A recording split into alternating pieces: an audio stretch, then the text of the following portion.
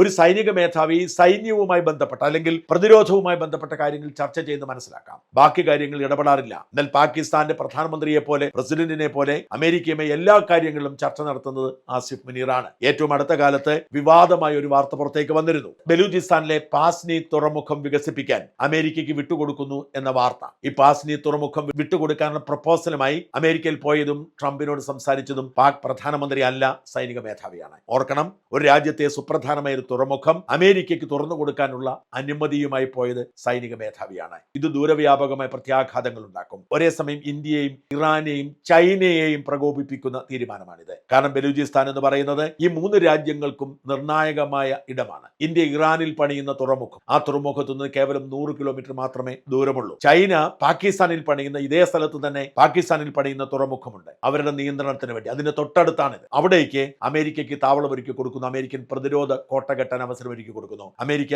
ചൈനയ്ക്കും ഇറാനും വെല്ലുവിളി ഉയർത്താൻ ഈ തുറമുഖം ഉപയോഗിച്ചേക്കും എന്ന ആശങ്കയുണ്ട്. ഇത് ചൈനയെ പ്രകോപിപ്പിക്കുന്നുണ്ട്, ഇറാനെ പ്രകോപിപ്പിക്കുന്നു. ഈ 2 രാജ്യങ്ങൾ പാകിസ്ഥാനുമായി സൗഹൃദത്തിലാണ് എന്ന് ഓർക്കണം. അവർക്ക് ഏറ്റവും പ്രിയപ്പെട്ട 2 രാജ്യങ്ങളെ പ്രകോപിപ്പിച്ചുകൊണ്ടാണ് ഇങ്ങനെ ഒരു തീരുമാനത്തിലേക്ക് പോകുന്നത്. ഈ തീരുമാനം എടുത്തതും നടപ്പിലാക്കാൻ ശ്രമിക്കുന്നതും പാക് പ്രധാനമന്ത്രി അല്ല, പാക് പ്രസിഡന്റ് അല്ല, നേരെ മറിച്ച് പാക് സൈനിക മേധാവിയാണ്. ഇതാണ് ആസിഫ് മുനീറിന്റെ പാകിസ്ഥാനിലെ ഇപ്പോഴത്തെ സ്വാധീനം. അതുകൊണ്ട് തന്നെ പാകിസ്ഥാനിലെ ജനാധിപത്യം അകാല ചരമമടയാൻ സമയമായി. ഏത് നിമിഷവും ജനാധിപത്യ സർക്കാർ അട്ടിമറിക്കപ്പെട്ടേക്കാം എന്ന ആശങ്ക രൂപപ്പെട്ടു വരുന്നു.